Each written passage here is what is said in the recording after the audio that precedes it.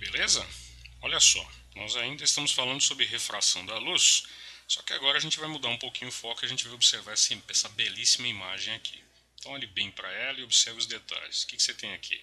Uma pessoa mergulhando dentro de uma piscina, né? Dá para ver claramente isso, a pessoa está dentro da piscina.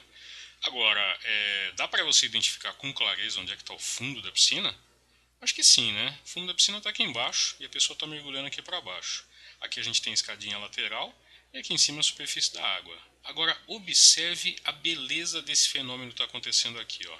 A imagem dessa parte de baixo aqui está refletida na superfície da água como se a superfície da água fosse um espelho. Muito bonito isso, não? Esse fenômeno aqui ele está acontecendo dentro da água, tá? E é o fenômeno que a gente conhece como reflexão. Deixa eu pegar minha caneta aqui. Reflexão interna. Por que reflexão interna? Porque está acontecendo internamente aqui é o meio água, né, no caso. Chama-se reflexão interna e muitas vezes é chamado também de reflexão total, tá? A gente já vai entender por que esse nome aqui. Essa é a reflexão interna ou reflexão interna total, tá bom? Vamos ver um pouquinho mais, vamos analisar um pouquinho mais esse fenômeno?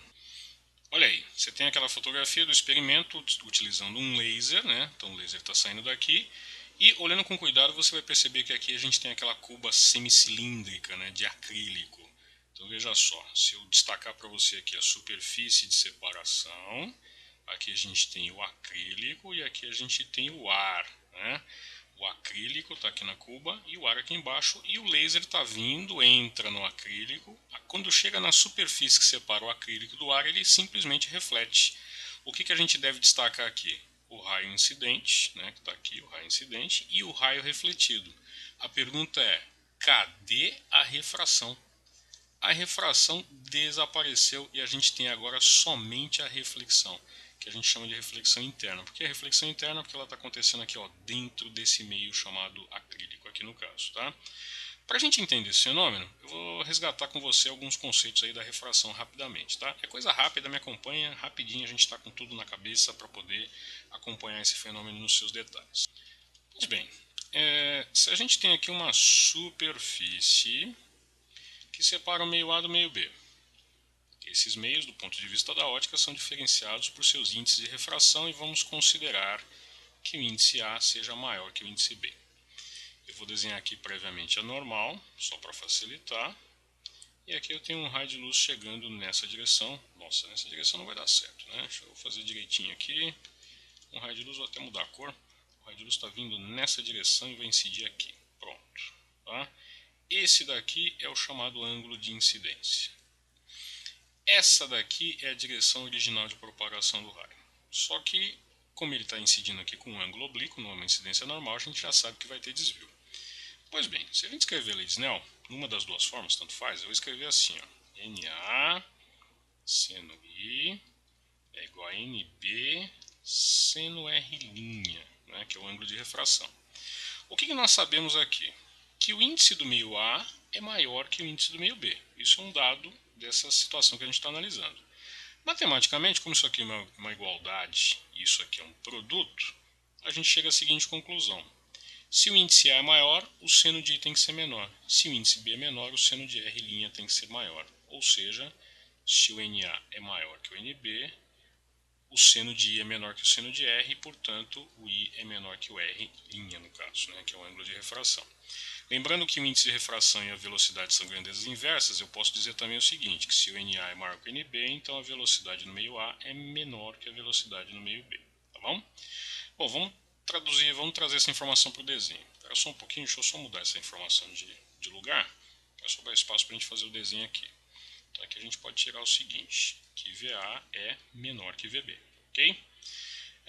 Isso quer dizer o seguinte, que se o I é menor que o R', então se eu tenho esse ângulo de incidência, que é o mesmo que está aqui, são opostos pelo vértice, o R' é maior que isso.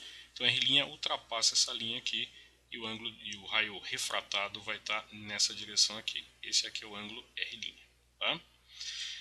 Ou seja, analisando a lei de Snell, eu consigo saber para onde vai ser o desvio do raio de luz. Né? Só a gente fazer essa proporcionalidade. Tá bom?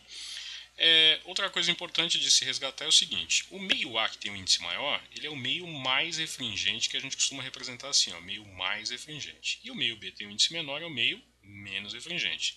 Então a gente pode dizer que quando a luz passa do meio mais refringente para o menos refringente, ela encontra menos dificuldade, portanto a velocidade aumenta, correto? A velocidade B é maior.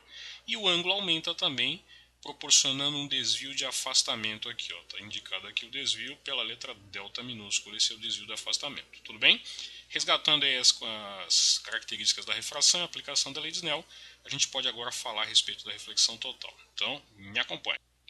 Então, de novo aqui, eu vou pegar uma superfície, meio A, meio B, índice A, índice B, e vou considerar de novo que o índice A é maior que o índice B. Tá? Eu vou até esticar um pouquinho mais essa superfície aqui. Aqui eu vou desenhar normal, tá aqui já previamente. O raio de luz ele não incide na normal, né? Onde o raio incide a gente traça normal, mas eu estou facilitando aqui desenhando a normal previamente. Bom, acontece que esse daqui é o meio mais, maior índice, maior refringência, meio menos, menor índice, menor refringência. Nesse caso, quando a luz ela se propaga no meio mais refringente, tentando passar para o meio menos refringente, dependendo do ângulo de incidência, pode acontecer refração ou não. Se esse ângulo aqui ele for um ângulo baixo, abaixo de um certo limite, o que vai acontecer é que a luz ela vai passar por refração. Então o raio vem e se afasta, como a gente acabou de... Lembrando que esse daqui é o ângulo R' de refração. Agora, se o raio de luz vem no ângulo mais acentuado, acima de um certo valor limite, o que acontece é que essa luz aqui reflete pura e simplesmente, não havendo mais a refração. Tá?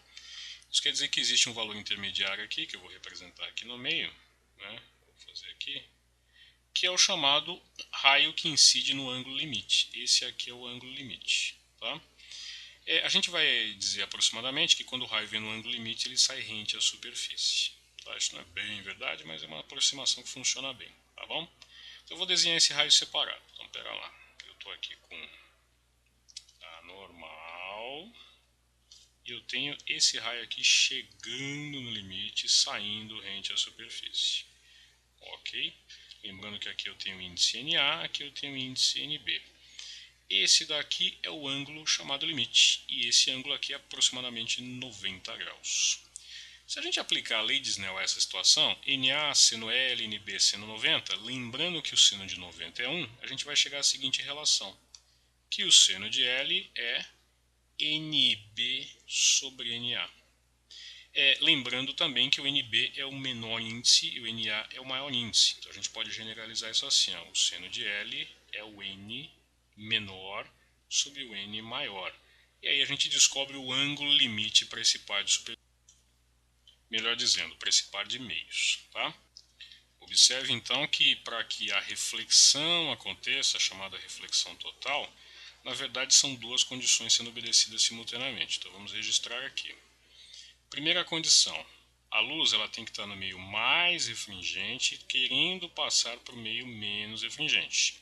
E o seu ângulo de incidência tem que ser maior que o limite. Caso contrário, se for menor que o limite, você vai ter refração. Tá? Então aqui, ó, quando o I é menor que o limite, você tem refração. Quando o I é maior que o limite, você tem reflexão.